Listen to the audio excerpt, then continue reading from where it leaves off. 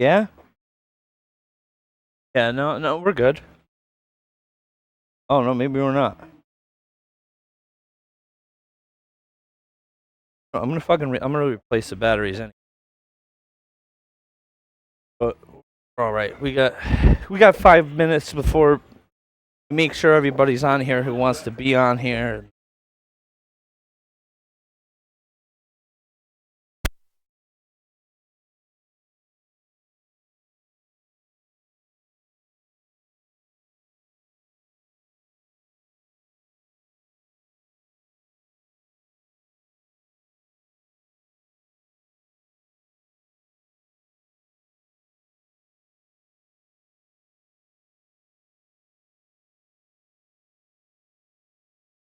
This was a little bigger. I mean, it fits there perfectly. If I could, I'd get like a big 10 by 10 foot one. Jazzy the whole place out.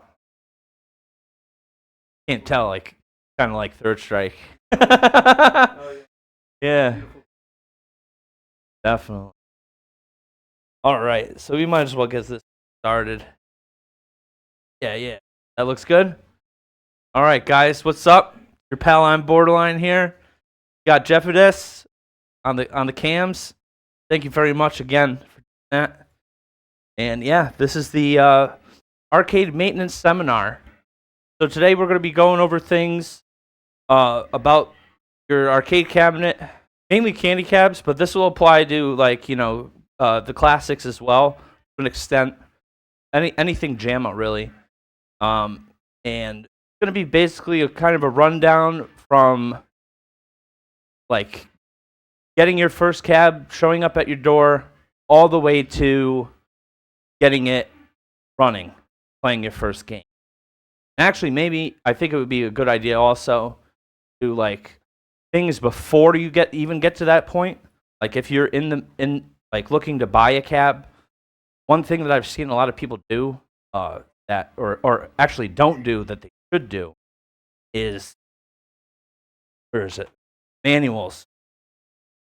Before you get a cab, look in the manuals. Find the manuals online, and inside these manuals, it'll have dimensions of your cab, how wide it is, how tall it is, how deep it is. You could also find this information on like Arcade Otaku Wiki, and that will save you a lot of grief in the 3 months after you wait for it to come, get it to your house, and then you'll find out, oh, I've got a 30-inch wide cabinet and only a 29-inch wide door. And then you'll have to take the whole cab apart, get it inside, put it all back together, and that ain't no fun. You want to take your whole cab apart to clean it on your own time, not a Thursday at 3 p.m. When you still got shit to do. So we'll start off with like a couple basic essentials. Obviously, I've talked about the manuals. The manuals, there's a lot of info out there online that you can find to get either your specific manual or parts of manuals. The manuals will cover all kinds of stuff. Like if you want to come over here, like there's whole parts numbers and stuff like that. So like let's say take a look at right. Let's say the lamp went out on your cab, right? So you have the FL lamp, so it's FL20SD. You could look that up. I bought replacement ones on like Amazon. FL20SD is a common style of fluorescent tube, and boom, there you go. It's right there. You don't have to ask nobody. You've already got the information right there, and it shows you how it's set up, how to disassemble it and assemble it. The manuals have a lot of information on it. Like pretty much all you need to know, exception of. Here's where it gets like real fucking crazy, but it just looks crazy. It's really not. Once you realize what the deal with this is, like it becomes super easy to read. Got a Like your power supply is right here. 5 volts comes up, boom, boom, boom, right to the 5 volt for your JAMMA edge. This is like your JAMMA edge. We'll go over on like more of a troubleshooting part. Get more in depth to this. Here's your outlet. All different stuff like that. There's that FL20 lamp that we were talking about. That you really need to know when like something goes wrong, or if you open up your cabinet and like you see a bunch of cut wires, which happens. I've had quite a few cabs where I've opened them up and that's how it's been. But that's just the way it is. Back in the day, operators, they didn't care. They just needed to get it running. And if, buttons 4, 5, and 6 were getting in the way, snip them, get rid of them. I don't condone that anymore because we're preservationists. But, that's what they did, and they kept it going. All right, so as far as the tools go, in no particular order, things that I recommend. This right here is a homemade anode discharging device, right? So a long screwdriver, a plastic or rubber handle with an alligator clip taped to it. So I stripped the wire, wrapped it around a bunch, taped it so it's good. And what you do with this is you'll hook up. Here, you want to come over here, and I have a chassis right here that I could explain how to do it. So this is for discharging the anode cap in your CRT. So this guy right here, anode cap, and this is where all that high voltage transfers into the CRT tube. And you want to be real careful. Like, you don't want to touch this when it's on. You don't even really want to touch it when it's off, because you store energy like a lot for a very long time. So what you want to do is you want to ground this tool first, and you do that by hooking it up to the frame, right? Nice and solid on there. And you're just going to slide underneath. You're going to make sure that you make contact with the there's 2 little clamps inside of there, and it'll discharge. It may make like a little popping sound. Sometimes it doesn't. Once you get that good, pop this off. Sometimes it helps to just pry the thing off. Sometimes they want to be a real bitch and make me look like a fool.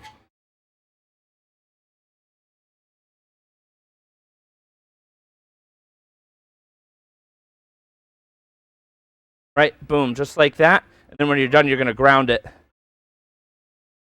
Again, just for safety's sake, right?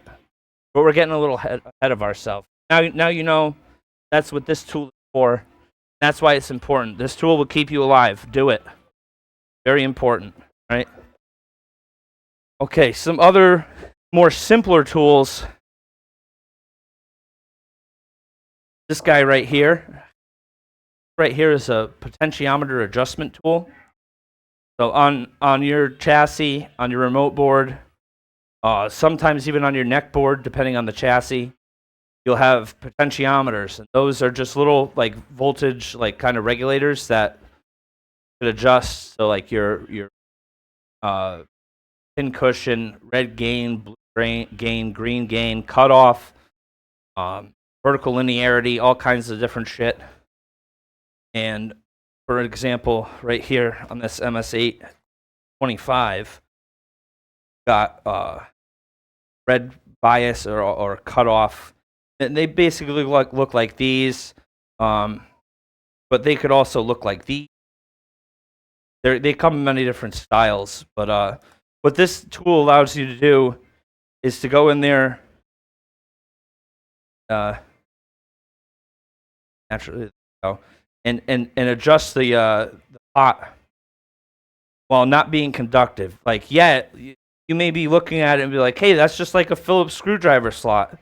Yeah, don't put a Phillips head screwdriver in there, because that can be conductive, and you can end up doing damage to your chassis. You don't want that. These aren't easy.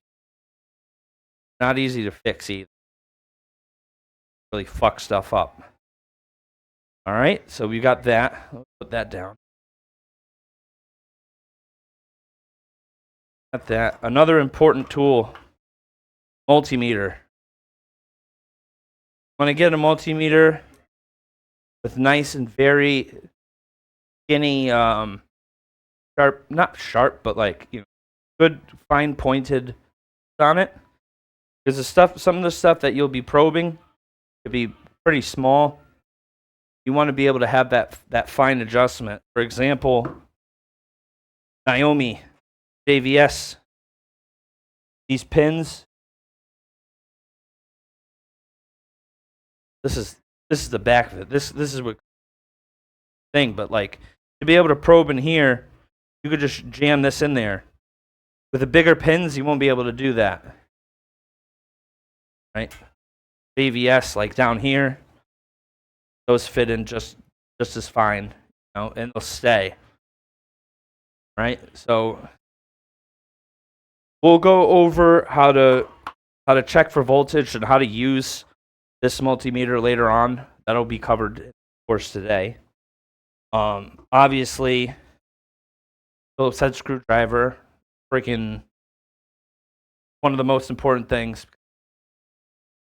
For the majority of cabs, the majority of screws on there are all Phillips. But they're not like American Phillips. They're JST, Japanese thread or whatever. I mean, like these may look the same, but you'll notice that this is a lot wider. No, it's not as tapered as the other ones. This vessel, this brand is also exceptionally good. I don't know if you can see it or not, but it's kind of serrated up there, and that gives you a really good grip. I highly recommend these. Also, this Klein multi-tool is freaking amazing. Pops off, and for those hard to reach places, you can get in there and do that stuff. Get a nice extension, or all the way close, and got a bunch of other tips on there. I use the flathead all the time, the Torx C20, because I have an Egret 29, and everything is Torx on there. Super clutch, right? And also snips. Snips are very important too, because like you'll open up the control panel and you'll see everything all zip tied. Some of it's all just a big rat's nest, and you change it. Got to cut the zip ties off or whatever, or just for general repair and stuff in general. Super clutch to have one of these. Definitely highly recommend. Also,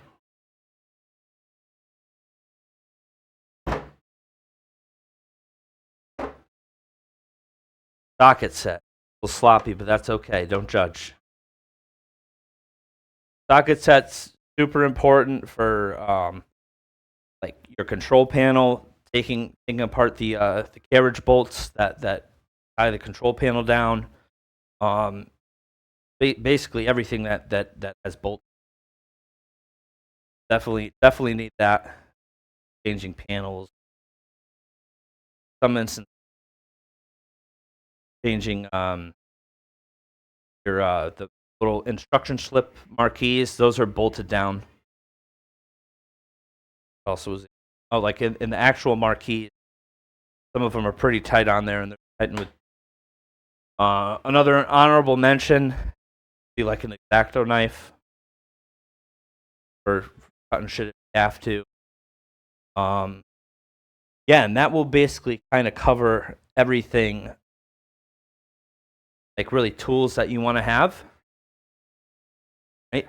So now that we've got that underway, go into the arcade.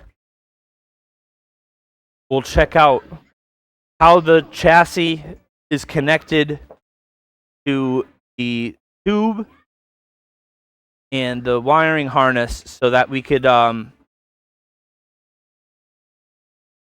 we can make sure, like, before you ever turn your first your cab on, when you get it brand new, well, not brand new, but when you get it on its first arrival, you don't just plug in a game and just run it. That's how shit goes bad. You could have a real bad time with that. You want to make sure that everything's connected. For example, I'm going to take a little. I had gotten a new Astro City from Yaton, right? And I was so excited, so giddy. Turned the thing on, and it worked fine. And I touched the screen. Boom! Jolted me. Like, hard. Made my hair stand up and everything. Come to find out, I opened the back, I looked in there, and the ground plug was unplugged from the neck board. So I became the ground on the high voltage. That shit hurt.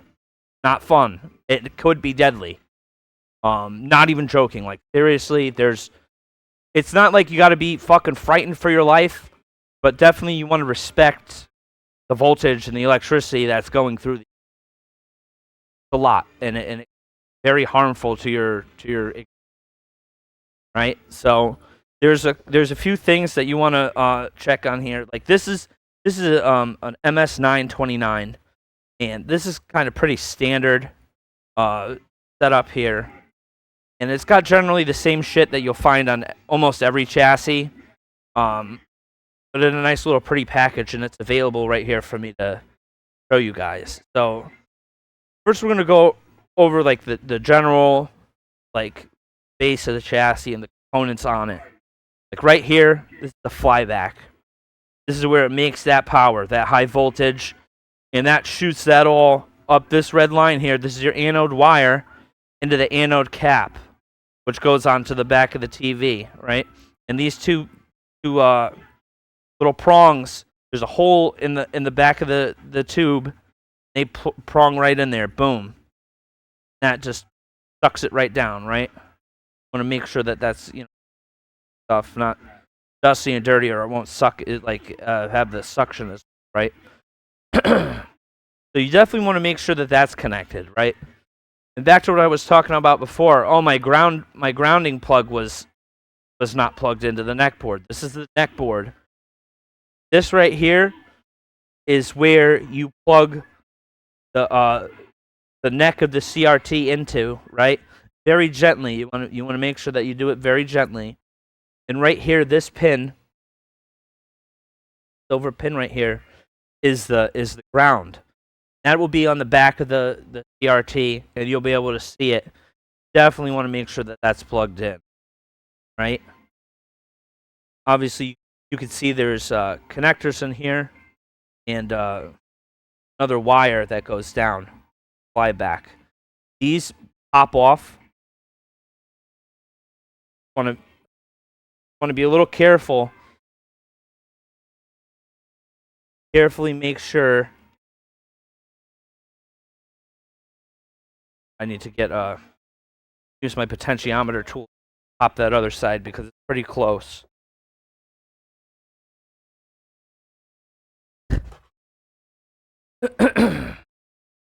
We still got auto. Gonna pop that prong a little bit so that pops off. Flip right open. Boom. You see how that's soldered on there? Really, you could just like give it a good pull, and that'll pretty much tell you if it's good or not. But nothing will work if that ain't hooked up, right? But now you know that's where it is. That's what it's doing, bringing that voltage in there. Power your guns. Got two connectors here. Those run down. Want to make sure that those are plugged into the respective areas. Everything on here, like there's a 1, 2, 3, 4, 5 pin. 1, 2, 3, 4, 5, 6, 7, 8 pin. Like a 10 or 12 pin. No two things have the same amount of pins. So everything goes into where it needs to go in its respective spot. So it's very hard, nay, impossible to fuck up. Just know that everything needs to be connected that needs to be connected, right? Going on from that, you have the remote board. That's this guy right here. The wires that come all the way around to this. Plug in here. Right? Then have stuff that comes from the harness on the cab into the chassis, like 100-volt AC line right here. There's another, this right here, which just has your red, green, blue, and sync goes to this. This guy right here, this is a DGOS, right? And, what else do we?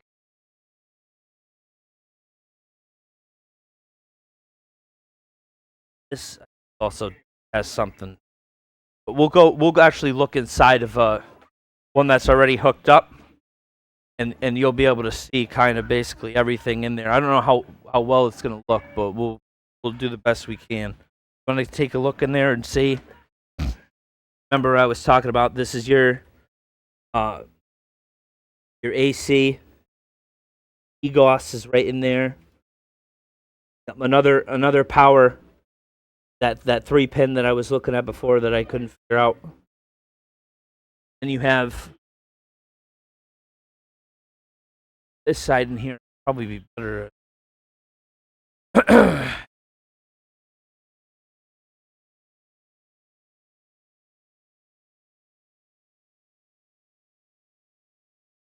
Probably doing on it. This is an auto switch. That one's a little different. We have another M. Yes.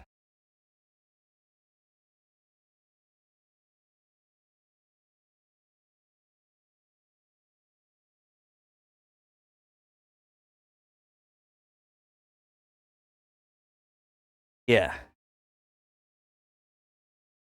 You have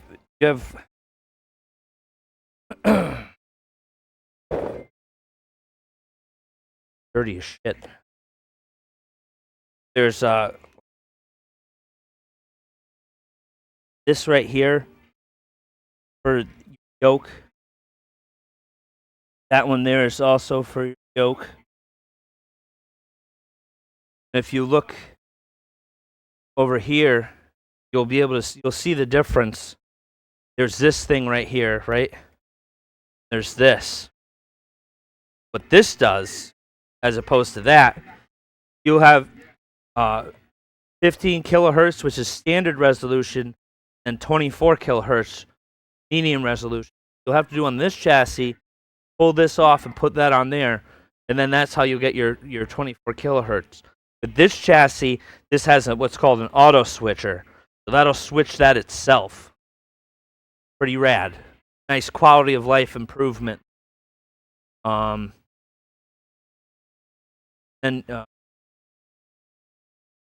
probably, I think I'm thinking of the MS8, the MS9. It's got the. These are yoke wires, brown and yellow, or brown and yellow, blue and red. Those go, like I said, there's that. Yeah, because it's different with the 9. It's 2 and 2, where the with the like I said, those go. Here's the brown and yellow, and the red and blues go here, and those are they're interchangeable, like from directions. Like you could do yellow brown, or brown yellow, red blue, or blue red, and what they will do is it'll either display the image as it should be, right side up, facing right, or mirrored, or flipped. Right, and we could we could show that on the new Astro when we that. Yeah, so that's pretty much everything about the chassis that you want to make sure they're connected, right? And to take the chassis out, you're going to want to pull all that shit out as well before you pull it. Otherwise, you're going to have a bad time. Like if you want to pull the monitor out, you need to unplug all that stuff. Otherwise, it's going to be snagged and it's going to be no fun, right?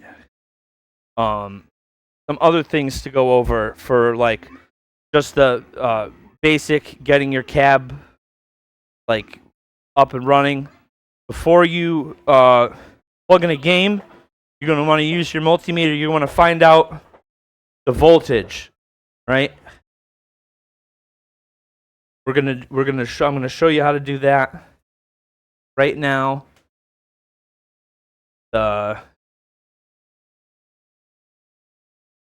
Decimal's Mega Black Label, why not? So right here we have a picture of JAMMA pinout, courtesy of my Armed Police Bat Rider Operator's Manual. And you'll notice on here it says part side and solder side. And that just simply is what it is. The side with the parts is the side on top. Will be 1 through 28. And the solder side, which is all the solder components. This one doesn't really have any through-hole components, but you'll see on a lot of through-hole ones, like different models, that this is where the solder is, where little legs are poking up at you. And that's A through lowercase f.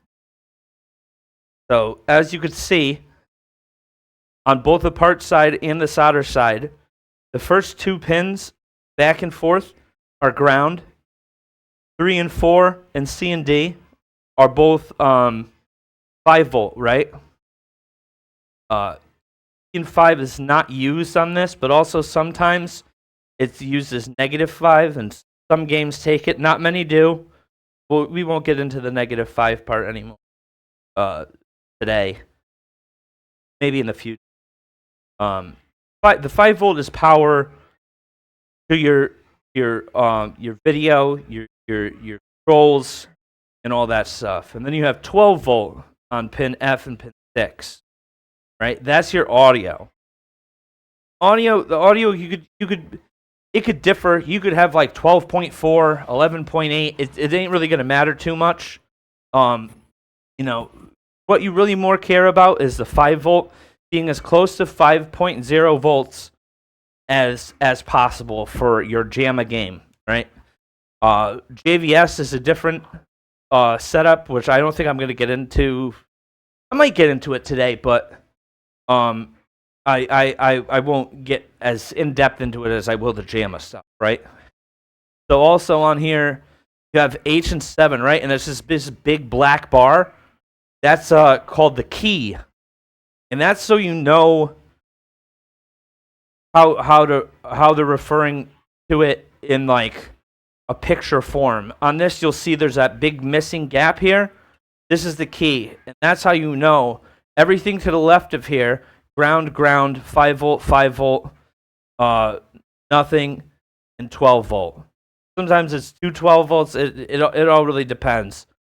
Usually that the extra one is for -5 or just not used, right? And when you plug something in, like you'll see there's the key there, and that separates, because now with that on there, you can't possibly plug this in wrong, right? It has to go in that way, right? Let's say the JAMMA connector inside of your cab, right? And they should fit in. It should be snug, or slightly snug. Want to make sure you have a good handle on your board, and you're not like flexing it either one way or another. You're just sliding it in nice and good. Pull it out. You just have a good hand. Not always is it going to have that arrow on there which shows you the part side, or is it going to have that key in it? Some bootlegs, they don't even have this keyhole in there. Make it yourself, which I don't really recommend, or just do your due diligence. Look before you just go plug in willy-nilly. I know people will say that they've, oh, I've never plugged in a board backwards before. You're a fucking liar, and you're afraid to admit it because you don't want to look bad in front of your. I've owned almost 30 cabs, and I've done it. Done it more times than I like to admit. It happens. We're human. But luckily, in my instance, it really didn't fuck anything up. But let's look and see, like, if we flipped everything around, what we would be giving, the 5 volt, right? Probably 5 volt and 12 volt is really what's gonna give you problems, right? So now it would be basically everything down here. 1, 2, 3, 4, 5 would be reversed, right? And then other things that are getting 5 volt, like your red, green, blue, service switch, video ground, that'll all be all backwards and around. Some things like audio, I think J10, 10 and L, you'll be putting 12 volts somewhere else. Like I don't really off the fly have, like, while looking at it sideways, I'm really able to say what would exactly be getting what, but just believe me, it's not good. And you definitely don't want to leave it on there for any more than 1 second. If any more for the thing to power up and glow up and see, like, oh, shit's not working right. Okay, no. Shut that down. So now what we could do is we can go over how to test for voltage, your 5 volts on a JAMMA Edge. I'm gonna do it before, do it right here, and then we'll actually go in the cab and we'll get a reading. How I've been keeping up on things.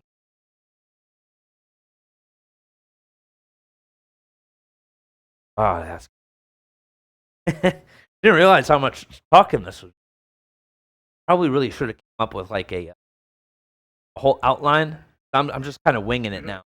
Thank you. I'm trying, just dumping everything I know as it goes. So, unfortunately, I don't have the ability right now to look at chat well and answer questions. But you know what? Actually, before we do that, yeah, that'll give me some time to vape and time to chat with you guys.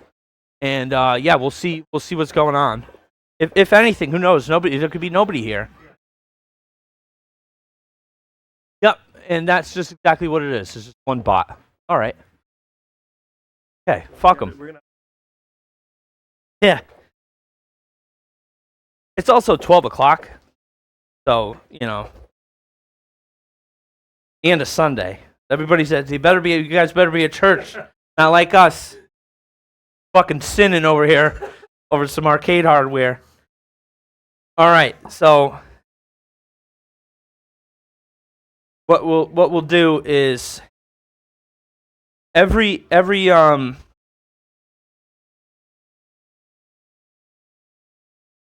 best way to check your 5 volt is first to have a yeah, I do this. All right, so basically your JAMMA Edge right here coming out. This is really, but this is just the right on the tip of my tongue. Namco's proprietary JVS to JAMMA adapter, but this we don't need to know about that. We're not even close to that yet. But this just has a JAMMA Edge like you would see coming out of your cabinet that you could, right? So what I would first do is look at where's my key, right? Where's my black bar? And it's always on pin 7 on the part side. And that allows you to know to orientate it, because it's not going to be like this where you're going to plug it in. Because then your key is over here. Everything's populated. See? So you know it's going to be this way. So this is definitely your part side, right? Then you have, according to the key, the ledger here, ground, 5 volt, 5 volt, nothing, or negative 5 volt, and 12 volt for audio, right? So what you'll do, you'll turn on your multimeter, right? Where it says V with the little tilde or whatever you want to call that, the play thing, right? You're going to want to make sure it's on DC, direct current, right? And then you're going to you have your positive and ground, and you're gonna use the positive is gonna go to the 5 volt, and the ground is gonna go to the ground. And you'll see on here, like if you get out, there's like a little bit of space left, and you'll just probe it right there, boom, either on pin 1 or 2 for the ground, and then pin 3 or 4 for the 5 volt, right? If you do 1, you do 3 or 4, but you want to stay away from them. You know, you definitely don't want to ever touch these. You know, like Ghostbusters, don't cross beams. Don't cross the beams because you'll ground shit out. You'll end up bridging those, and that's no fun. That's how you can pop shit or break shit. Also, on some devices, there's like whole pads, right? And also on some but not all JAMMA PCs, they even have little probe points. You could actually touch those. You could touch those right on the thing. Boom, boom, right? It's not this on this order, but just like this. And that'll give you a reading as well, right? Let's see if I have one. Heavy Smash on there has it. Yeah, Heavy Smash. You could. This is a Data East game called Heavy Smash. Very cool little like Windjammers, but with like hand. Pretty nuts. You can see right all over here, it's got all probes.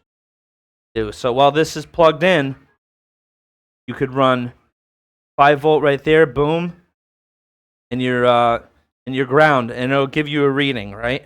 So we're gonna do that right now. Oh, actually, before I do that, we'll talk about voltmeters. These are like little pass-through devices. It'll just every pass-through meaning like. Pin 10 goes straight through to pin 10 on the other side, right? This doesn't change any of the pins on your JAMMA edge at all, unless you physically do it yourself and like cut a trace and like do it. But what it does is it taps in a 5 volt voltmeter, so it takes all the guesswork out of it. But the only thing that's infallible is your very good multimeter, right? So when you do this, you'll check this. Put this on, and then you'll test it and see what reading you get against this. And also on the back here, there's a very small Phillips head thing, and that you could use to dial it in so that it's accurate to this, right? Then you.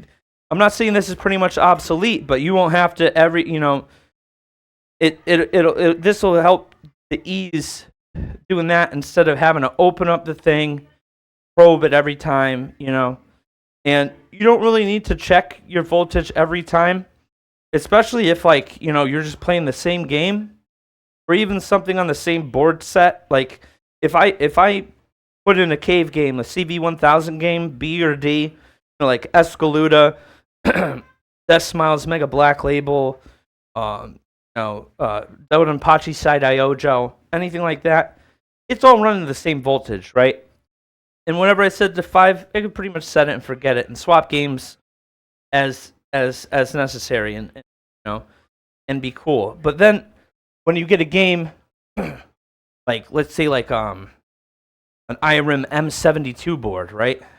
You're going from a big board that's like this size and two to three stacks high, that's got a lot of chips on it. That's going to draw a lot more power. Think about your CPS2 hardware, where it's got an A and B board and a bunch of RAM inside.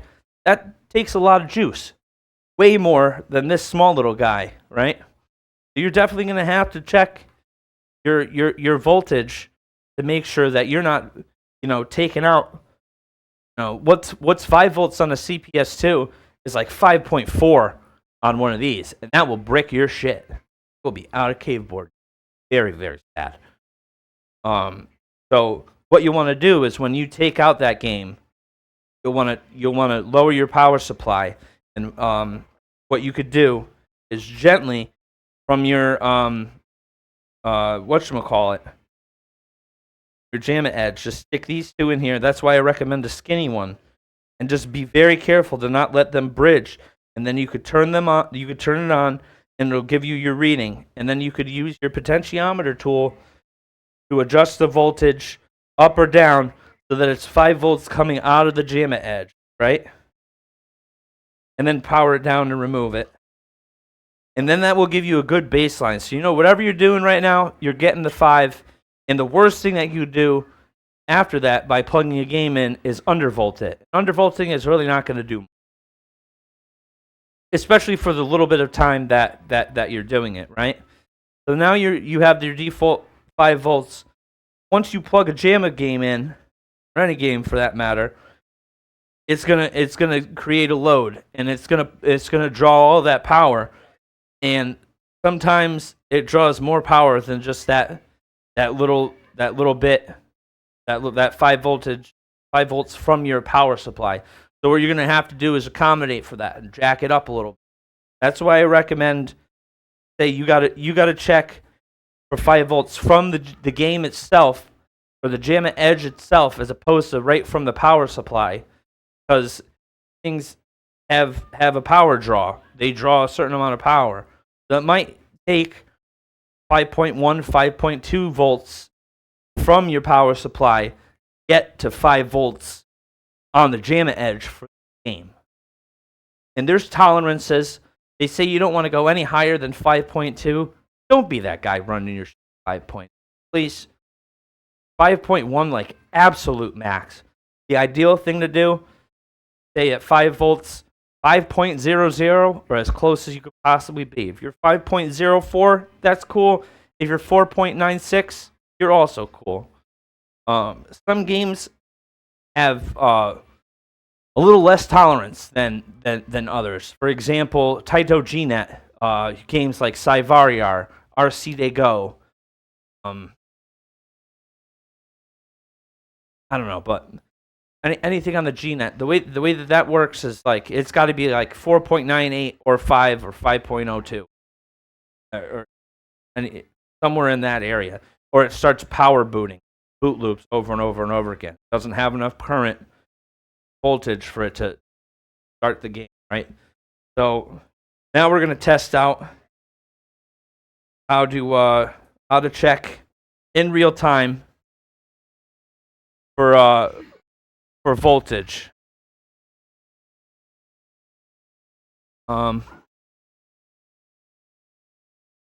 Here, I'll do this one. I'll plug this guy in. Oh, another thing I should mention. These are Japanese candy cabs, and not American cabs, obviously. But an important note about that is the power outlets, power output of your wall outlets in America are much different than that of Japan. Japan is 100 volts AC, and the United States is 110 AC. The tolerances for 100 volts AC in Japan are up to 110, 115. So you could easily get away with plugging the outlet from your cab directly into US power supply, your wall outlet, and it'll be fine. However, you're at the very high end of the tolerances. So if your power is not clean, or you get a voltage spike or whatever, like from a thunderstorm or something like that, chances are you could do damage to your cab. So you definitely don't need to, but I would recommend getting what's called a step up or step down converter. And what this does, this guy right here, you can find him on Amazon, and it basically converts your 100 volt or your 110 volt from the wall into 100 volt for the cab, right? Is it necessary? No. But did I spend a lot of money on this cab and I don't want it to fucking brick? I paid $50 for this thing. Well worth it to me for that peace of mind that I'm going to be giving it the power that it asked for, and it's very happy with. For an example of things before, I had an Astro that was giving me a problem with the power supply. It was blowing fuses inside of it, and it kept popping them, and I was using a step down, and then I tried it, put a new fuse in with the step down off. That thing popped way harder. So there is a difference. You're adding more volts, so you're gonna have more power to stuff.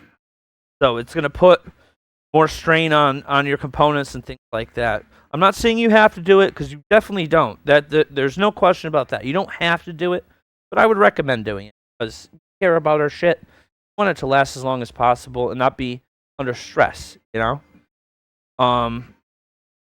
Another thing, speaking about power, one thing that you definitely want to get for your arcade machine is a surge protector.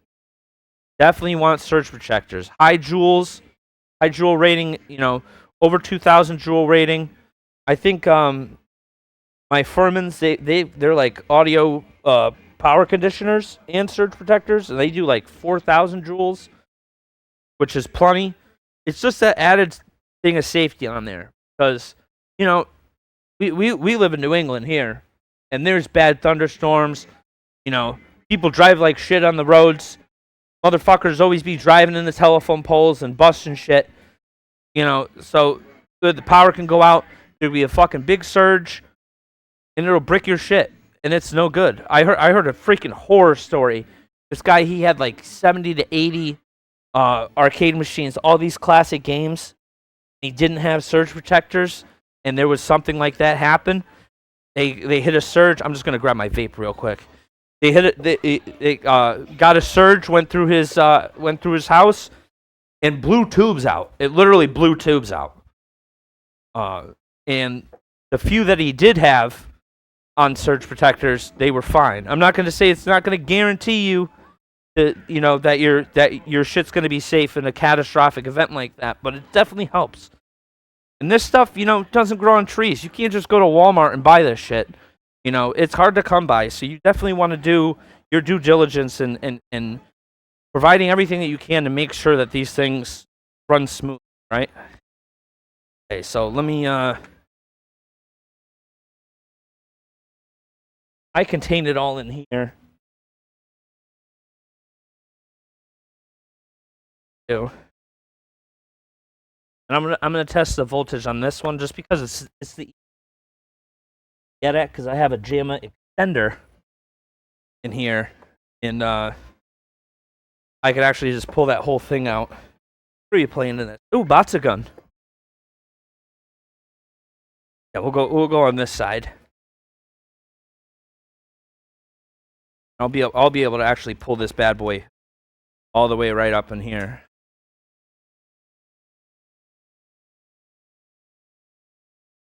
So this has a JAMMA extender on it.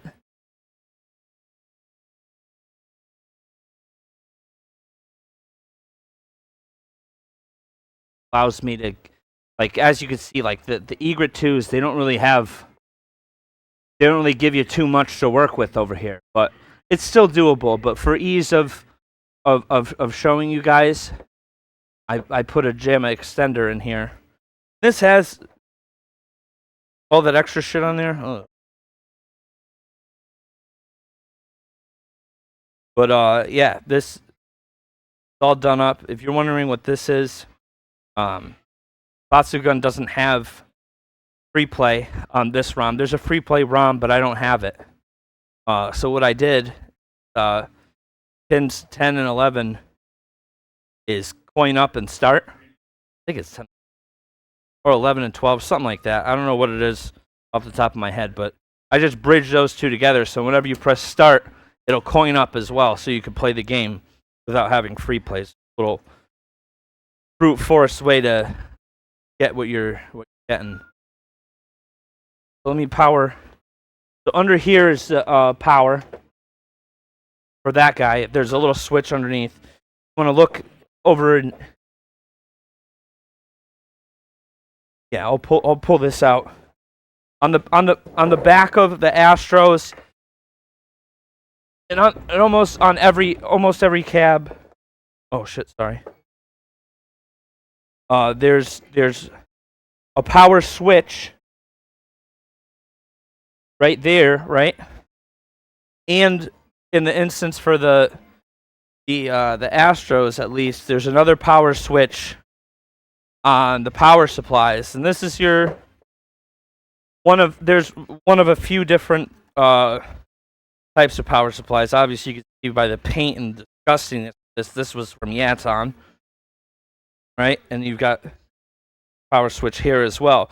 So if you turn this on and nothing happens, like no ping from the TV or no lights going on or anything like that, check that back switch, and it's probably your back switch is off. Right? Also on here, you can see there's a little hole. This is B.ADJ, voltage adjustment. This is where your 5 volt is down there. That's why you need that little potentiometer tool, right? Okay, another type of power supply. This one's from a Neo 29 Candy. And the same thing, just different spot. Voltage adjustment, your power, service, test. So if you want to coin up, bang, bang, bang, bang, bang, without having to put a coin in, right? Tests will bring you to a test menu on most games, right? And some you have to do it from a dip switch, but we'll talk about that later. And degauss. Usually every power supply has this on there. Some cabs, like the Kyotaro, has it in a different spot up in the control panel, or like the new Net City has it also in the control panel. Degauss, this just like hits the magnetic field. There's a big wire around the CRT tube, and sometimes it magnetizes and it warps. Looks kind of like you're playing Cyvariar. So you just hit that, and boom, it'll magically fix itself. There's also Gauss wands as well. I could show later on. I have one. All right, but now we're gonna whatchamacallit, turn this guy on. We're gonna check our voltage, right? You wanna get on this side?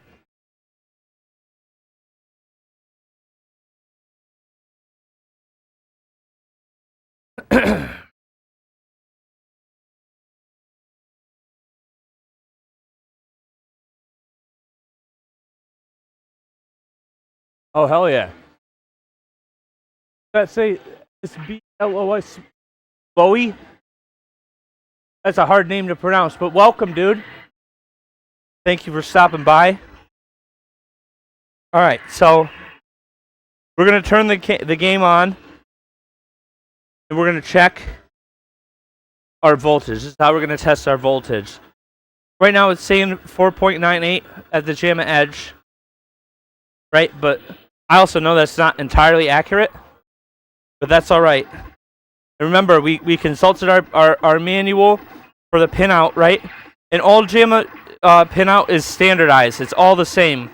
Any game that has the word JAMMA on it right there, that's how you know. It's a 56-pin standardized setup where it'll always be ground, 5 volt, nothing, or negative 5 volt in certain situations, then 12 volt. And then this is where your key is, right? That slots. That's how you know the part side with the parts, or the solder side, the side with the solder, right? So now we're going to have our thing set up. The voltage on our multimeter, volts DC, right? And we're going to probe the first one and the third one, right? And it's going to give us a voltage. 4.83 we're getting, right? That's okay. Our game's displaying pretty good, but we could do a little better, right? So what I'll do is I'll find the the voltage on here, or the potentiometer on there is right there.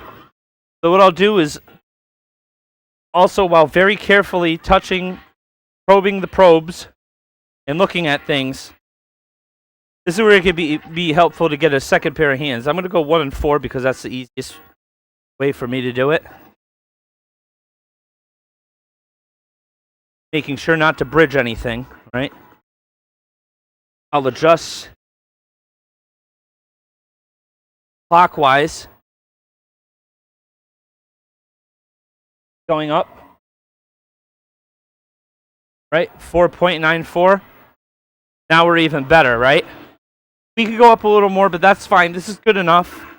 But now we know now that we're doing good, right? And let's say we want to test our audio, right? What did we say audio was on? Pin 6. So we'll go to our ground with our black lead.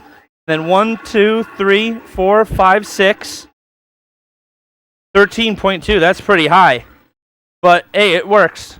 And we got audio. Really, you don't need to be too concerned about the 12 volt for audio, because the speakers are super resilient. They don't have nearly the tight tolerances as the 5 volt does. But you want to stay around 12. If it was anything more than like 13 and a half, would really strongly question it. But this is good, and this also has this particular volt, the JAMMA extension harness does some funky shit with power. But it's good. It does what it needs to do. It kind of boosts it a little bit. That's fine. So yeah, that's how you check for voltage. I also have on my YouTube channel, I have how to check for 5 volts and stuff like that on there. That's a nice contained video, right? What else do we have to do? Yeah, color calibration, right? And test menu shit. Let me get my, oh, here it is. Better. In my vape. Oh yeah. Gotta stay nicotined up.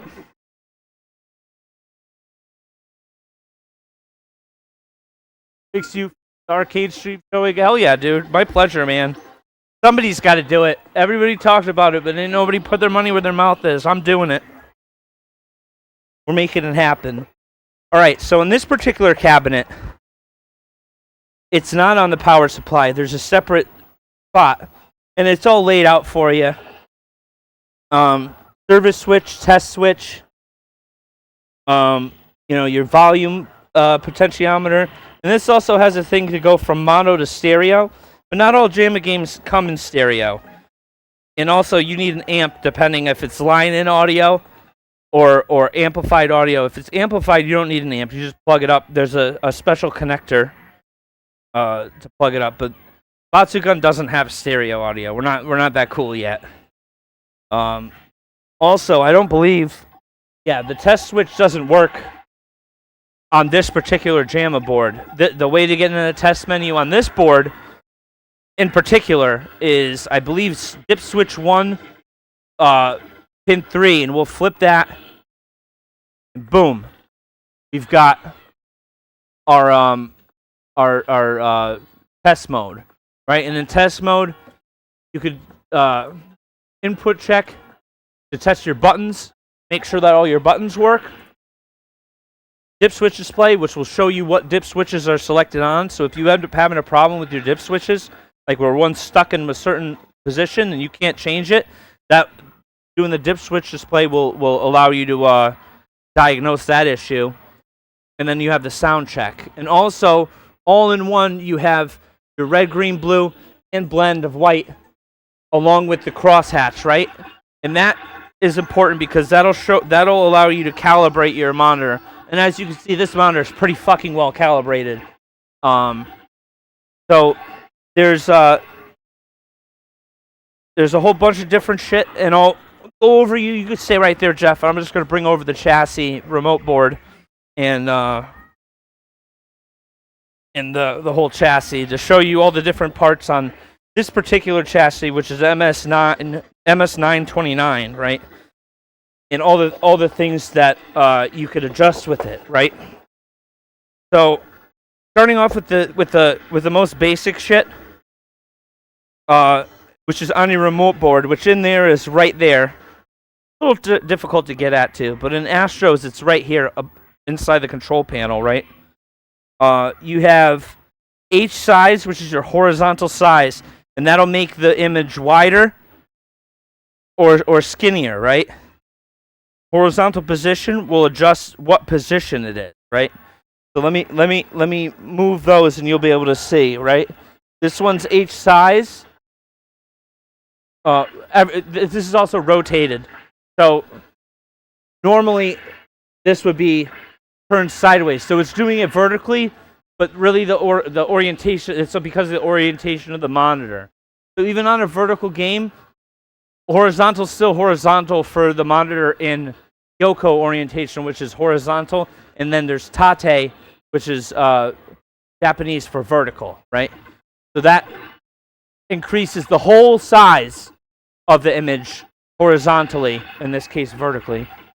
And then the horizontal position will adjust it as one, not making it wider, but adjusting it in terms of the whole picture, right? Put that back, right? So then you have the V size and V position, right? And that does basically the same thing, right? But with the vertical. And in this case, because it's rotated, it'll do it the other way, because it doesn't matter what orientation the monitor is in. It's always going to do it. This stuff based off like vertical in relation to a horizontally installed monitor, right? And then you have brightness, which will adjust the whole brightness of the cab. Red gain, blue, green gain, and blue gain. And what that'll do is that'll expand and contract the lines, the color lines on here, right? So this one's set up pretty immaculate, not gonna lie. Don't mean to toot my own horn, but so I'll just fuck with this a little bit to show you. Let's get the blue first. Red, blue gain, and that'll show you when I increase it, what it does. Oh, it's nice. This is where it is maxed out. So that's fine, and it just happens to be perfect. But if I go less, start to lose blue, right? And now you can see that green is starting to take over, right? Now we're nice and white again, right? When I do the green, how much more green do we got? Not a lot. Everything's pretty tipped up to the max on this remote board. See? Starts to take over. Do it nice. And then red, how much red? Not a lot. See, when it maxes, it starts to turn pink. The way that this is just set up, and it's set up so nice, I'm probably not even going to bother changing it. Unit monitor is just beautiful, the color on this, the way it is. But what I really could do is raise the cutoff in the back, and the cutoff you'll see is on here. Red cutoff, green cutoff, blue cutoff, and that basically shows, like, tells you how red, how green, or how blue it can get. That's kind of like the max, and then the gains kind of just drive that as more of like a fine tune, right? So another thing you got on here, the MS9 has a lot of shit to it. ABL, I don't remember what that is. This is the horizontal hold for 24 kilohertz. This is HH24. and horizontal hold for 15 kilohertz. This, if another cool rule, basically, really, if it's got goop on it, that means don't touch it. That's set from the factory, and it's probably still good. Horizontal hold, that will do like how it rasters horizontally, and lines up the raster lines to make the image good. Para is parallel, so that's like how it goes like vertically. Like here, I'll just adjust it on the back. Where can I get?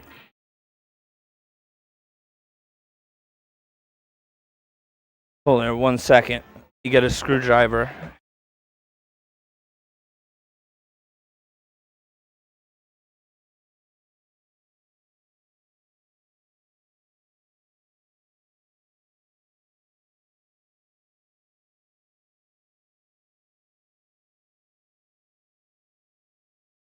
We're making a mess.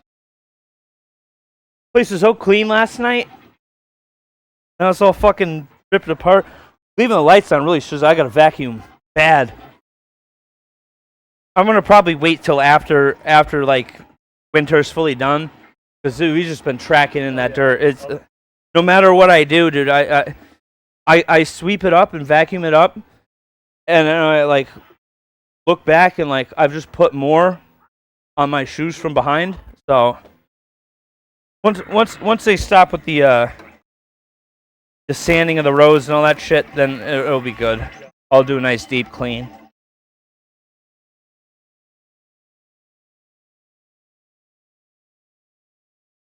I think this will make it easier for me to get in there.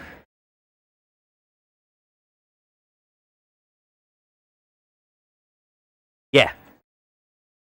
So the way that this is configured right now is this part of the chassis right down here is just sticking out right there, so I could just get my shit in there and do it.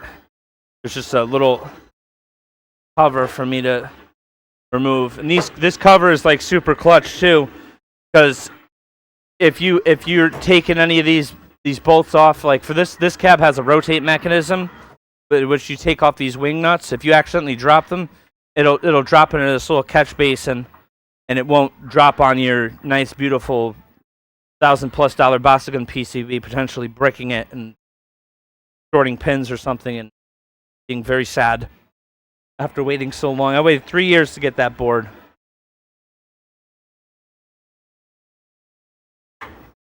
Right, so which one are we? 1, 2, 3, 4. Para. Let's see what para does. I honestly forgot what like half these do.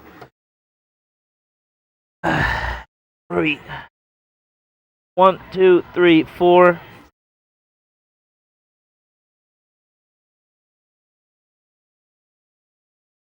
All right.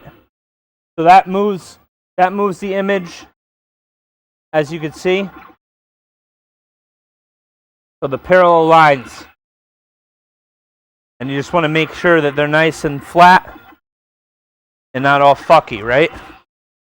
Saw that, right? Yep. Okay, cool. Yep. The para SPC, right?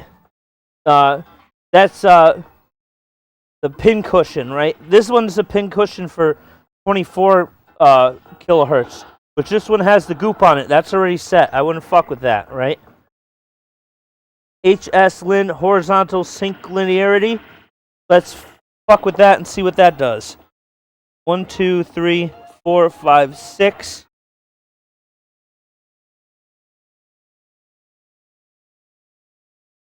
One, 2, 3, 4, 5, 6.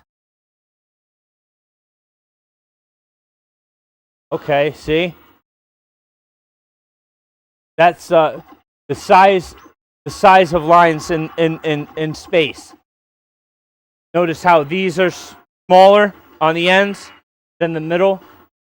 The squares, right? You want to make it so all the squares are equal. About right there looks not for me. right? And then we have the linearity. Then SPC, right? This is a cool one. This is the pin cushion. So what this does is you see this bottom line here, the top line up there, it will make like a pin cushion. You know the curves of an apple, or either out convex or converse, and you want to make it so that it's nice and flat, or as flat as it could possibly be. Some of these, like you're always gonna get a little bit of like curve up here. Sometimes there's nothing you can really do about it. You just deal with it, or widen the horizontal size out so that you just don't see it, and you cut off a little bit of the picture on the sides. So live with it. People don't know. There's cabs in here that got that, and ain't nobody knows until I spilled the beans. So which was that from the side? 1, 2, 3, 4 from the edge, right?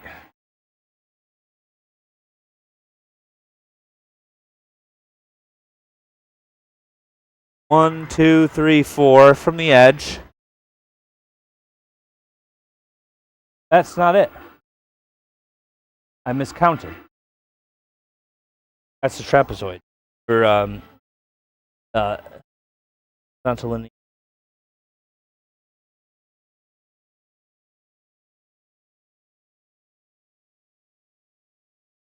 This is the one annoying thing. Oh, from here.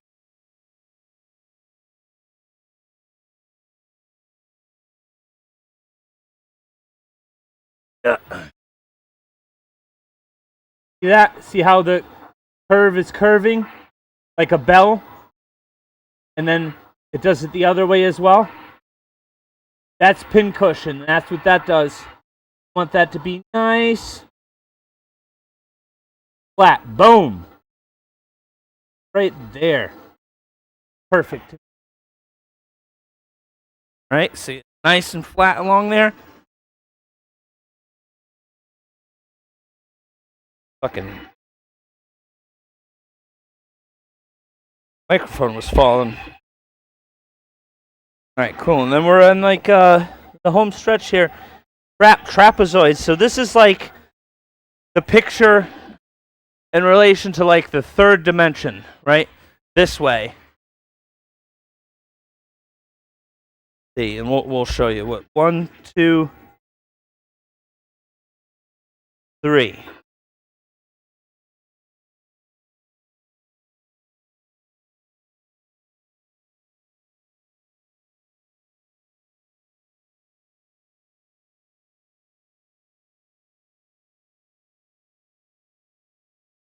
Right? See that?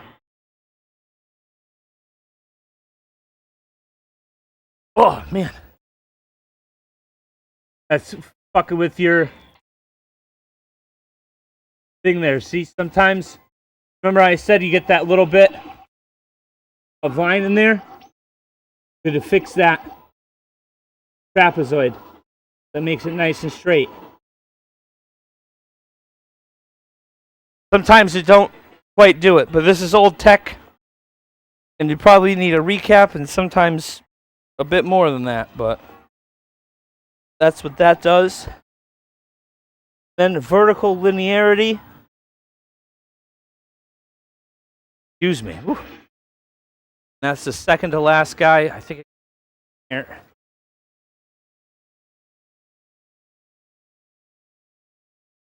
that this one?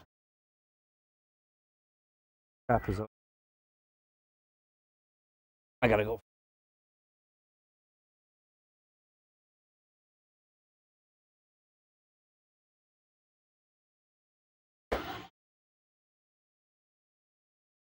Right? See what that does? How the center squares vertically are same size, and then the back on this edge it's smaller. That, but everything is the same size. Right?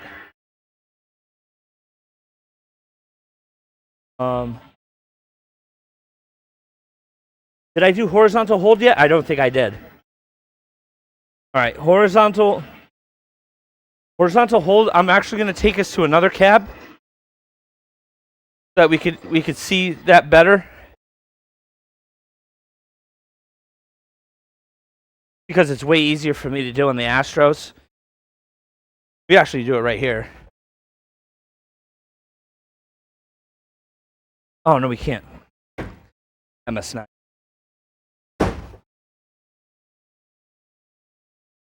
You saw that? That's the Arthur Fonzarelli. We're going to fix that today, too. All right, so this one, see, this has an MS8 in it, and that's the dead giveaway. The more things in it says now on it.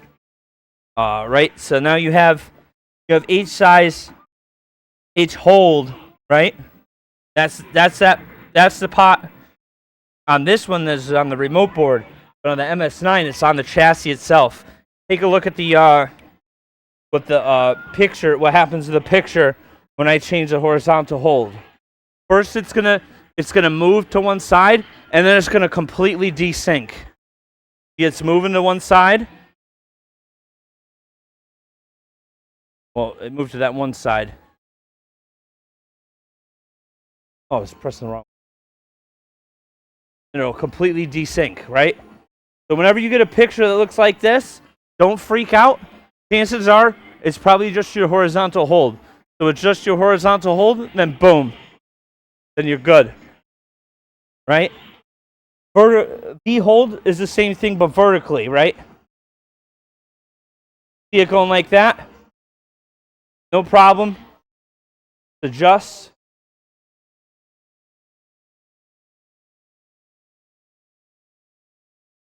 Nice and slow, and boom.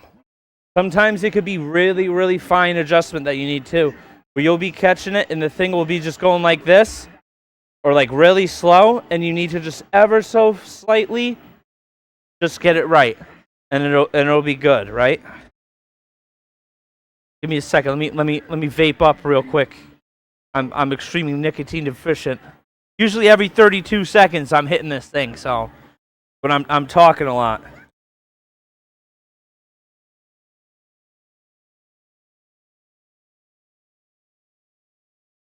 Use the tool, yeah. With these, because they're so easy to get at, you just do it with your fingers. They're knurled. They got knobs. Want to be fancy? There's a slot. They have a slot in them.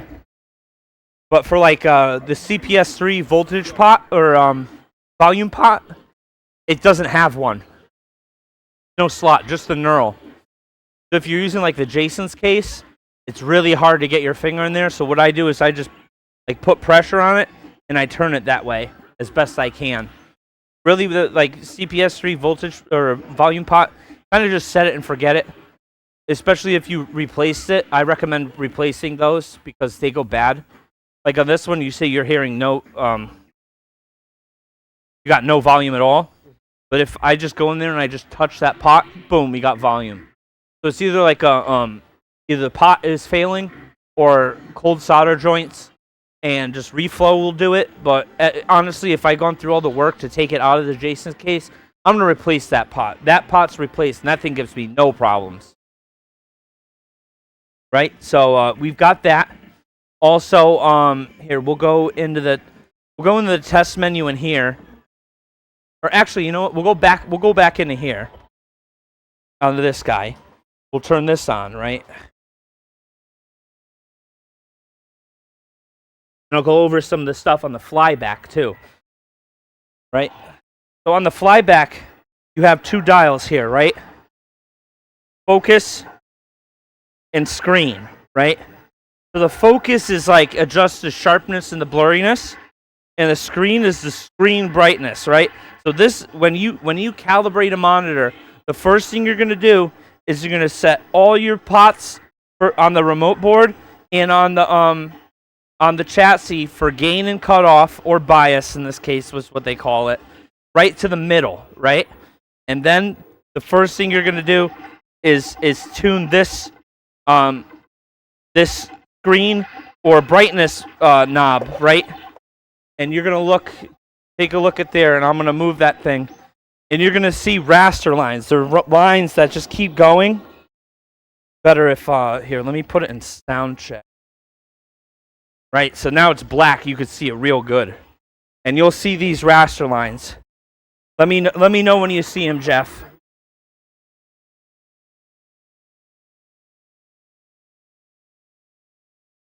Oh, that's the focus. Yep, see, that was the top one. That's where it goes blurry, right? So this is the darker. Yeah, darker. Right? Seeing the lines yet? Very dark. All right, yeah, I turn it the other way. See, you see the lines, right? Do you want to adjust this until you see those lines go away? Then you know you're perfect. So let me know, Jeff, when that does that.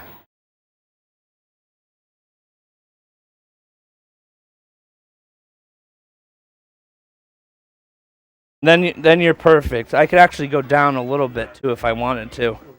And also I noticed that it's a little blurry as well because I accidentally picked the wrong pot. They're vertically oriented, right together. So if you're just YOLOing it in there, it's kind of hard to feel which one you're on unless you can actually get a look at it. And not all the time can you. Some like the windy, it's tucked right in the side. You really can't see it at all. So this guy, we're gonna go up. Is that better?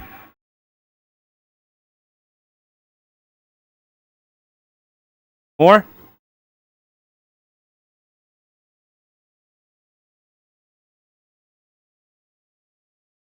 Yeah, that's pretty hot. All right, so we can get out of the test menu now. And this one's just a special board that the test menu is on pin 3 of the dip switch. Usually, for most boards, you hit that test switch and you're good to go. This looks pretty good. You can see on this black part, you could see the dots a little bit. That tells me that the brightness on the remote board is up a little high. And on the MS9 remote boards, there's a brightness pot right here, right? So what I'm going to do is I'm going to go in there, I'm going to hit that brightness pot, and I'm just going to tone it down just a little bit. That our blacks are nice and deep black.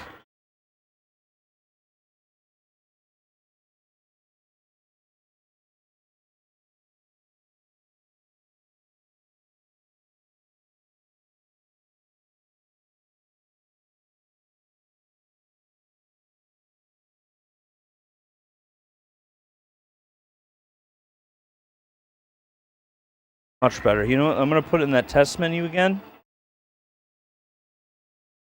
That way I can see the blacks. Right? And see, you can see the difference, right? You don't see any of those little dots or anything there. It's just nice and black. Super cool. I know it's hard to see on the thing because of the raster, the frequency, same as the camera. But yeah, definitely. Stages Gamer, what's up? Deckard, how you doing, guys? Good to see you. How long have we been going so far? An hour and 23 minutes? Not bad. I've been blasting through it. Hell yeah. See, what else can I think of? All right, we could keep that running. Other things such as say like cleaning your cabs. So for cleaning,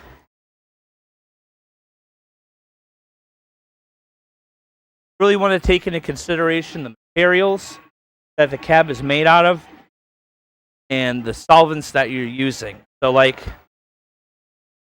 goof off, you don't want to use goof off on a cab like this that has fiberglass or plastics. Goof off is like very caustic and it'll actually damage the fiberglass. It'll actually like wear it away. But on a cab like the Egret 29, the base of that, which is all metal, you could totally use goof off, but I highly recommend using a sheet like a paper towel with goof off in it, wipe it, and then wipe it down immediately with a damp rag of water to like neutralize it and get the goof up to stop working, because it's very like it's like corrosive, right? And if you accidentally touch the fiberglass, it'll mar the fiberglass plastic. It'll actually kind of like melt it, and it looks disgusting. So be very careful with goof off. Don't recommend it unless it's metal and you absolutely need to. Like if you take a look at the bottom left corner of the Egret 29, right? You see that yellow on there? That yellow, that's because I brought that cab to like 6 cons, right? And every time I put that cab in the truck, I ratchet strap it with a yellow strap, and the color just wore off. But if I hit that with goof off in a rag and then immediately get it with water, that comes right off. Scuff, scrapes, everything is good for that. But with goof off only on metal and on like very solid paint. Really, what you want to do if you get to the point where you need off, use it on a very inconspicuous area, and just applicate a little bit on there and see what it does, because it has a potential, because it's extremely caustic, to fuck up your cab. I would use Simple Green instead. Simple Green will cover everything. It might take 3 or 4 runs with Simple Green to get all that built-in tar and stuff from all them salarymen over the years, but it'll come off, you know. And when it comes to taking apart your machine, consult the manual. Manuals are super, super important. They're more or less readily available. Arcade Otaku Wiki, they've got them. Hard Candy's got some for the MVS shit. You know, Discords will help you out, like the Pandemicade. Shout out to Pandemicade and Joel, my buddy. Taught me most of what I know. Him along with Fury Force, aka Geekman, owner of Ground Zero. He imports cabs. All these 4 Astros I got from him. I got my Windy from him. The 2 Lindberghs I got from him. The Cyberlead I sold, I also got from him. You know, he's willing to help. If you guys have any questions, my Discord, I'll help all I can. But about more about the cleaning. You know, when you go through your cab initially, you want to check and make sure that there's no frayed wire or anything like that. You know, check your harnesses. You know, give them a little gentle tug to make sure there's no loose pins on the JAMMA edge or anything like that. You know, do your due diligence. Make sure that ground wire is connected. I can show you in the back here where that is. Let me power this cab down first.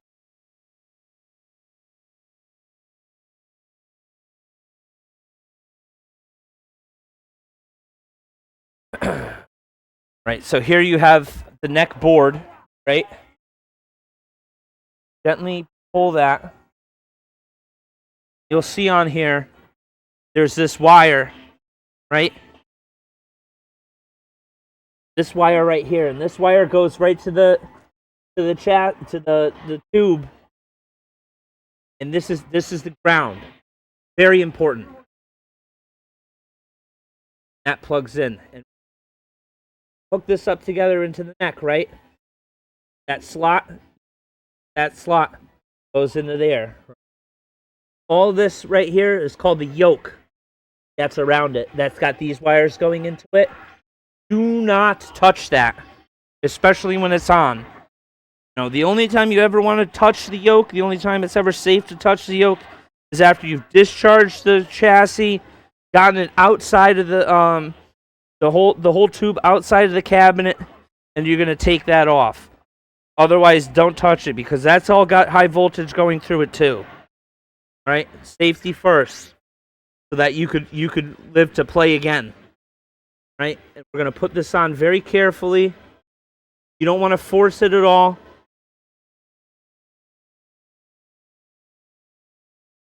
Fucking right way, not like.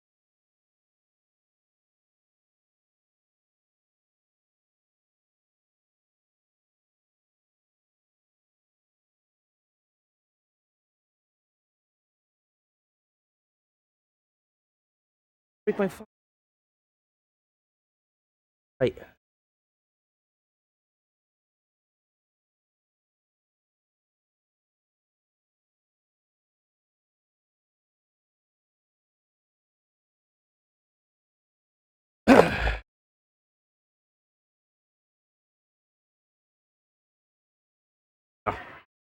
Nice and easy. Do it, slot right in. Push. Good to go, right?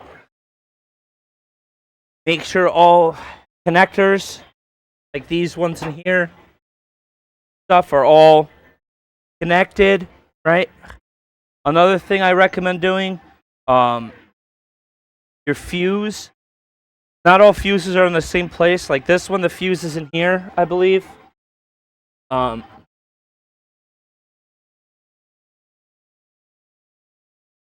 But so I've replaced this one with a Meanwell, which is a modern power supply.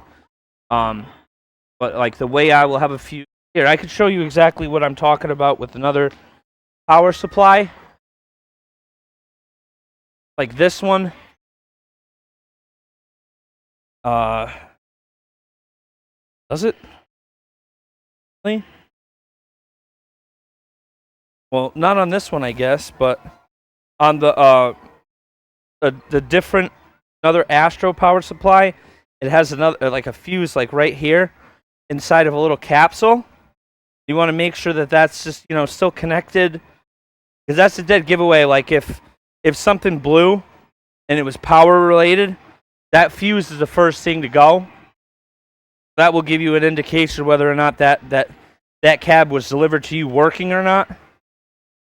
So yeah, I actually had an issue with my Super Neo 29 Candy where it was giving me, I got no 5-volt and I couldn't for the life of me figure out what the heck the problem was. Let me grab my keys and I'll go over to this one and I'll show you. And I couldn't figure out for the life of me what was going on. Why am I not getting 5-volt? And then I realized, oh hey, look at this. In line on the 5-volt of this machine on the JAMMA harness, there's a fuse, 6-amp fuse, right? And I replaced this with a different size fuse, but it works. Here, fucking thing off.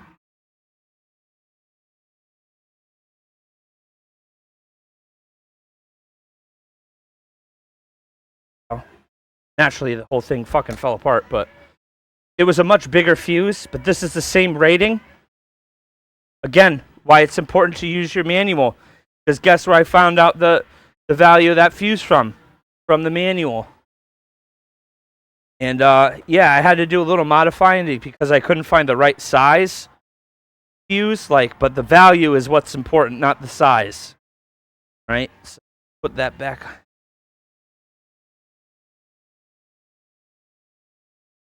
Oh.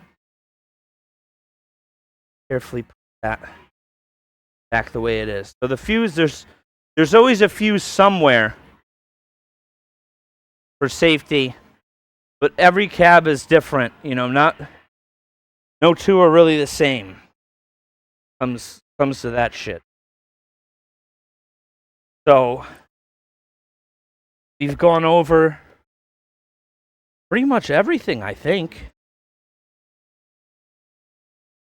Record time. So, do we have any questions? Anything that you guys might like to know that we can go over? You want me to re-go over something?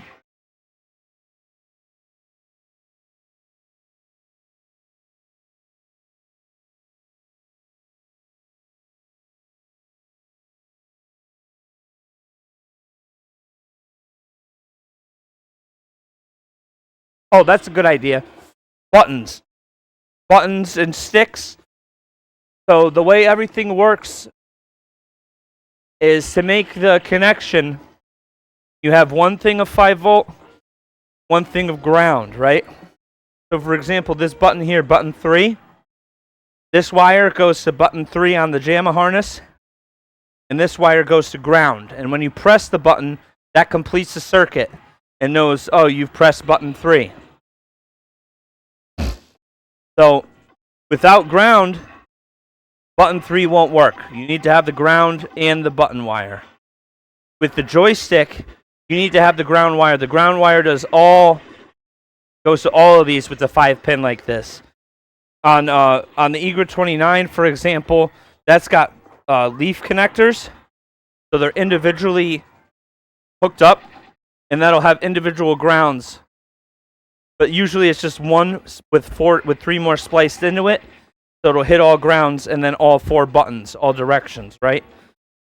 So on this, I'll show you. This is one of the best, like, basic introductory ways to get into, like, tracing stuff. Get this fucking piece of shit off.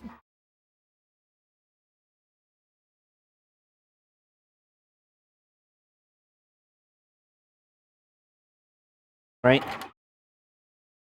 This is your switches here, right? So here's your ground, right? And if you follow that, that's this, and that's all this trace here. And that goes all the way around. That picks up each one. Boom, boom, boom, boom, right? And the orientation that this is in, which is like this, right? That would make, this would be your bottom. This would be up, right, and left, right? So let's find left, right? So that's this guy right here, into this, boom. That's this. So we trace this back, that line, boom, right to there. So we know that that purple wire is the left button, right? So if you ever had anything backwards or something like that, you would just have to switch the pins, right? And that's the basically how troubleshooting, sorry about that, PCBs is, but on a super simple level. Like this has everything that you can see, and it's pretty much straightforward, cut and dry what it is, right? And then you go from there as you increase in knowledge and capability and stuff, right? But everything in the circuit has to have a ground, and it has to have voltage, right? And this is what we call the 4-way joystick. Got a square gate. Well, 8-way joystick with a square gate. They make other ones that are octa-gates, which have an octagon, which like lock in your diagonals pretty good. But most sticks in the arcades, this is Sanwa JLF with the square gate, and you can do pretty much everything with that bad boy, right? This is a Sanwa JLF. These are Saimitsu PSG 14s, because this is a shmup cab, and I like Saimitsu buttons for shmup cabs. This is a Sanwa OBSF 30, right? Like that. OBSF or OBS 30s. They're pretty much the industry standard. That's what came stock on these. These are the start button is a 24mm button, and the player buttons are 30mm buttons. These are called snap-in because they like literally snap in. But you could also get ones that are called screw-in, which have like a ring that you literally screw on, and that fastens it to the machine, right? What else? Yeah, and I think that's pretty much it. Yeah. Will this be saved as a VOD? Oh, no, or virtual ELF. I mean, sorry about that. Definitely it will. Yeah. This is on Twitch live right now. So what I'm gonna do is I'm just gonna rip the whole thing and just upload it to YouTube. Yeah. Snap-in suck if you're swapping controls a lot. It can. I mean, it's still just as much work to do the screw-ins, but once you get used to it, it goes in. The old ones get brittle, yeah, and they could crack and stuff. But really, like if you're like for just like a casual, I have an arcade machine in my house and I play it. You'll get years out of those before you'll ever have to change them, unless you just want to swap them for the sake of swapping them. Let's say you want blue instead of green or whatever. You want to change it up, spice up your cab a little bit. Me, maybe once a year. I won't have to like these have been played every week for 8 hours straight. I've gone to cons with 24,000 people just beating on them. And when I came home and played them, dude, it felt the same as the day before I sent them out. You know, you just keep playing them, checking on them, maintaining them. You know, if you need to, like if you looked when I pulled this off, you could see there's some grindy dust in there on the actuator.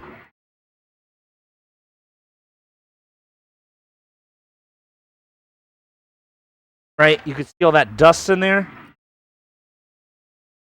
You know, that's normal. That happens. You know, it's plastic parts rubbing against plastic parts.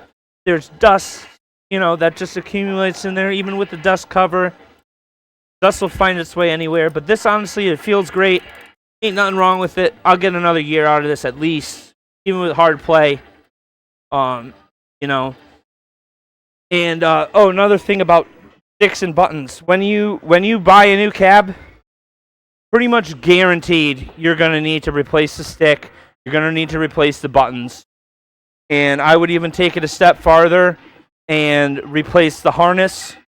Like for example, this is a Taito harness, which uses these JST connectors. Player 2, player 1. All right. As you can see, I had to do some fixing because it came all fucked up. But you know, for an example like that, oh, that's what we got to do. Tracing stuff. But we'll get to that after this bit. So, you know, for Astros, they have their own set connectors. I recommend a guy, Lemony Vengeance, out of Utah. Very nice guy, very talented harness maker. Basically, if it's got wires in it and going to it, Lemony makes it, more or less.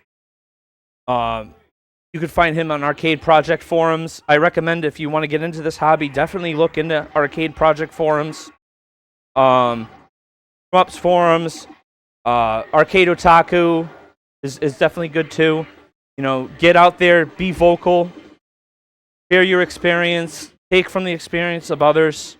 You know, and that's how we learn. Like, you know, this stuff isn't like recorded very well, and even like you know, I love AP, I love Arcade Project forums, but I'll be the first one to tell you, like, if you're looking for a specific thing, it could be pretty hard to navigate to find exactly what it is that you want to find.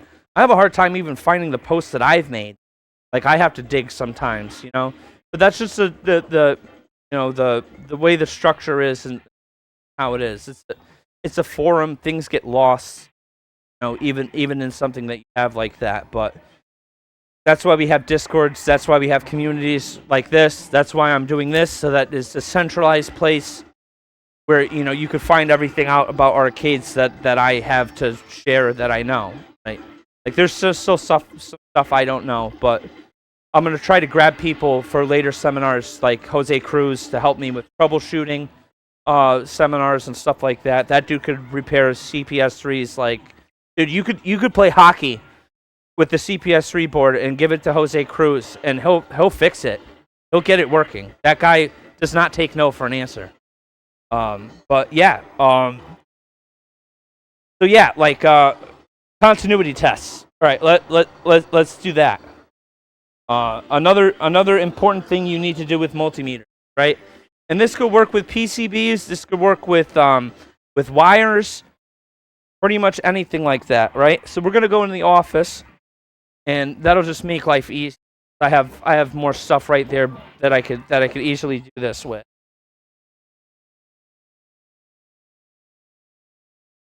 All right. So also, oh yeah, multimeters. Not all multimeters are created equally. Definitely want to have a multimeter that has voltage, you know, DC, and has continuity, and all that shit that you. This one will read ohms and stuff, which is good for resistance. So you're measuring resistors and stuff. All resistors are color coded, and there's the resistors right here. They look like little jelly beans. And you know, those will they're universally color coded, so you know whatever rings are on them are all done in an arrangement that you could find online. I'm not familiar with it. I have to look if I have a resistor in question, and that's how I do it. But all right, continuity, right?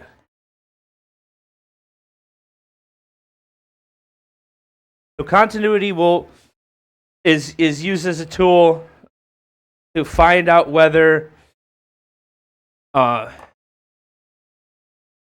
circuit is allowing the flow of electricity or not, right? So let's say like you're not getting a connection to like a button or something. Let's say it's player 2 button 3, right? We'll go with that.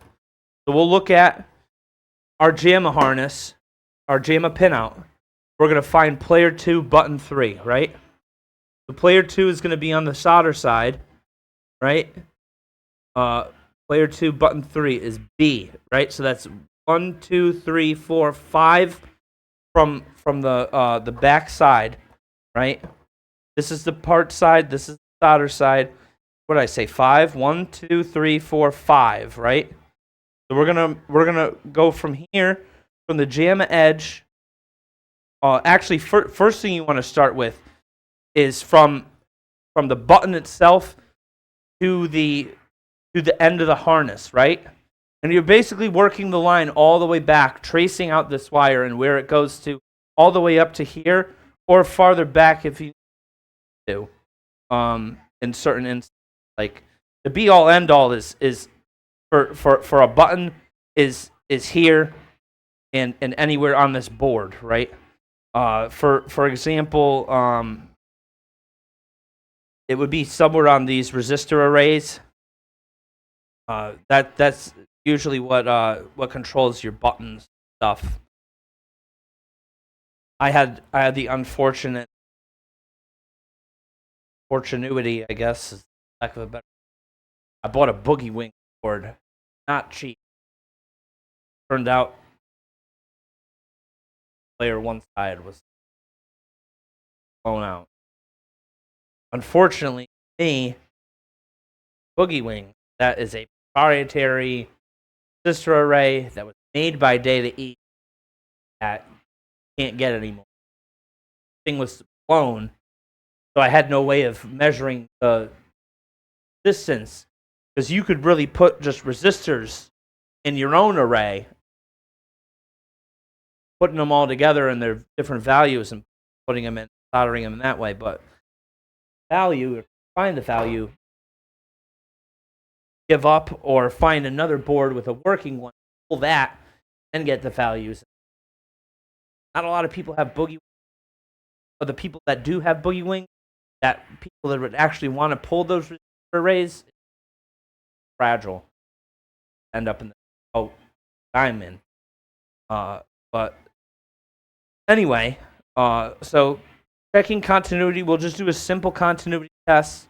On this particular multimeter, you're gonna go to this. You see the little like megaphone thing, like your Wi-Fi signal or your cell phone signal, right? And this one, you function that is gonna have the little signal, right? And you'll listen. You'll hear a beep. I don't know if you guys could hear it, but it goes beep, beep whenever I touch them together, and that's making continuity. That means that there's a circuit being, right? So see, so I can go from here to here, because I could see, I could follow the trace, and that goes to the end of this resistor. So when I go to here, it makes a beep, right? I go to here, there's a beep. This side there isn't, so that goes to somewhere else, right? And you could pretty much follow all that stuff out.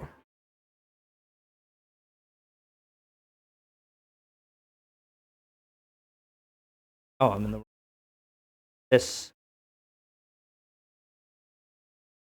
right? And it's just all trace following, right?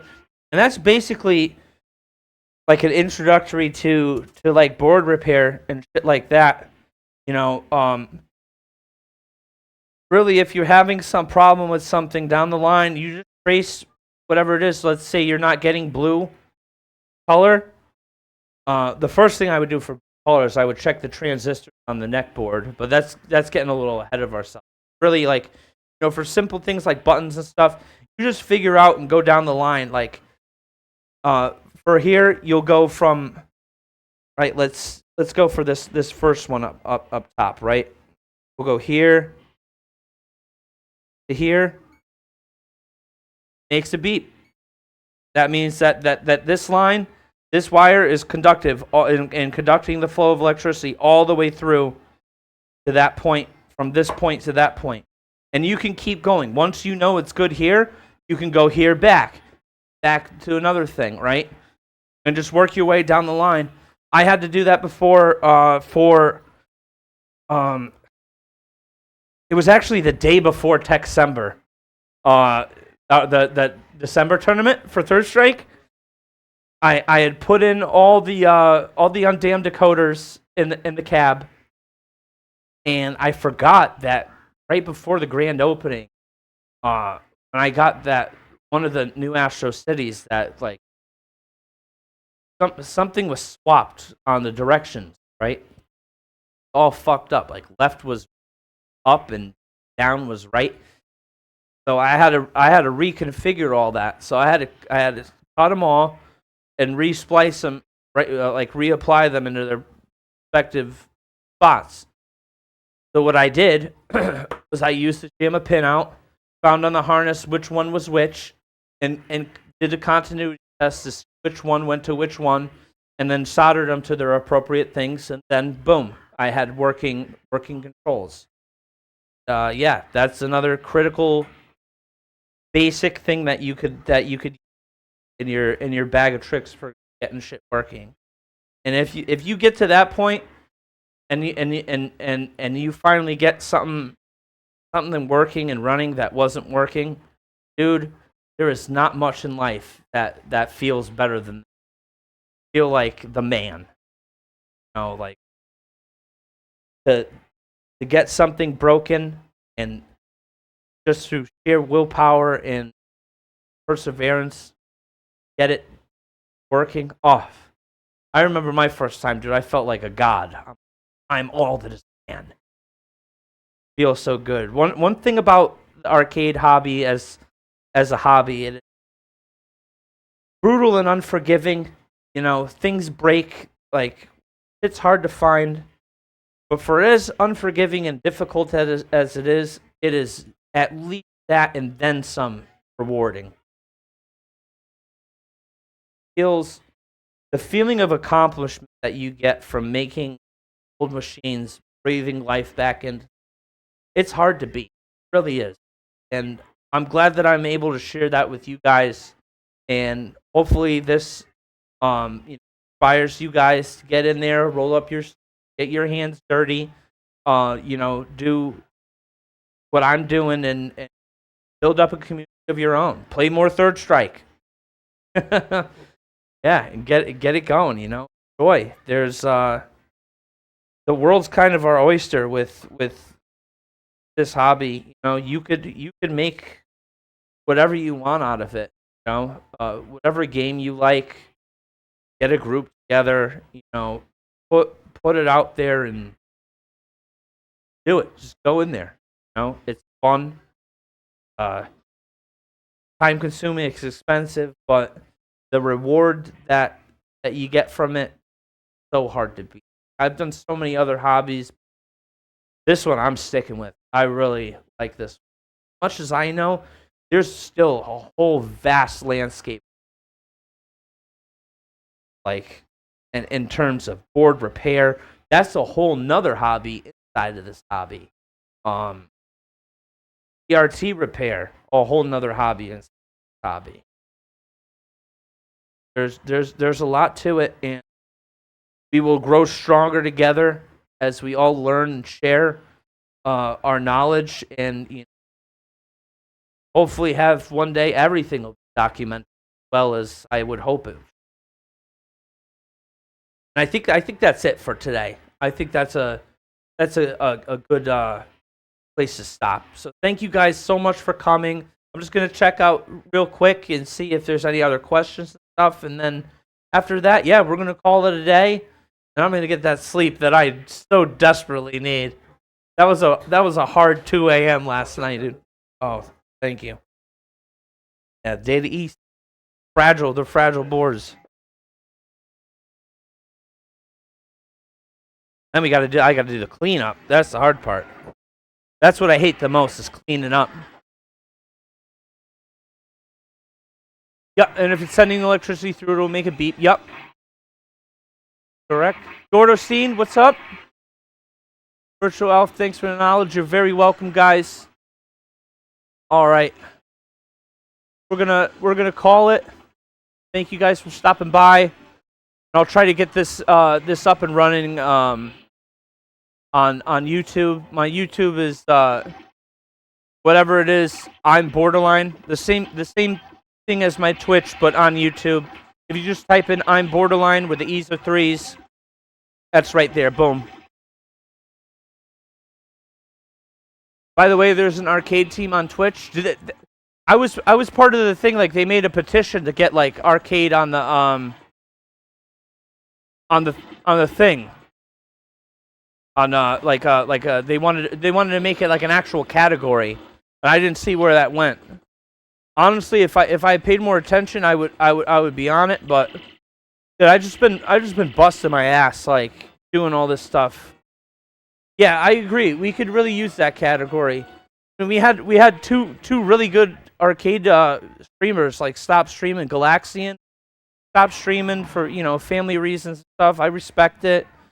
Joel, he needed to take a personal break. Love the dude. Totally respect it. It's a hard thing to do. This ain't just like turning on your PlayStation and going. Like there's a ritual to this shit. Obviously, you guys have heard it. It's not a piece of cake. It definitely takes a lot of work, a lot of pre-work, and all that stuff. But yeah, almost nobody's streaming arcade there. I mean, like, I'll have to look, but the next time I stream, probably next week, I'm gonna do Third Strike streams because it's Jazzy season, Jazzy Circuit season. I'm gonna get as much work as I can done on Third Strike. I'm really going in there. Obviously, you can tell I really like Third Strike, so I'll give it a look and I'll see about the category. But yeah, I'm definitely gonna get going now. Thank you guys so much for hanging out. Hope I could teach you guys some useful information to make you guys get started on your arcade adventure. All right, guys, take care. I'm Borderline. My buddy Jeff. Thank you again, Jeff, so much. You guys have a good one.